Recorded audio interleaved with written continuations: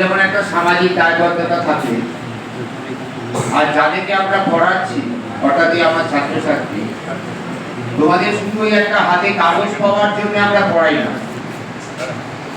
আচ্ছা, একটা কেউ ভালো কাগজ পেলে, কেউ একটা খারাপ পেলে, কেউ একটা মাঝারি পেলে, এইটার জন্য শুধু বিদ্যালয় নয়।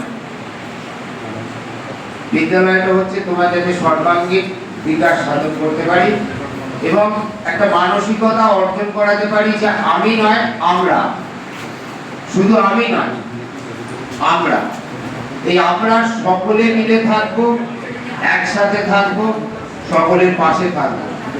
এই মানসিকতাটার জন্য আজকে এখানে যারা এসেছেন তারা কিন্তু কোনো পারিশ্রমিকের জন্য আসেননি এখানে।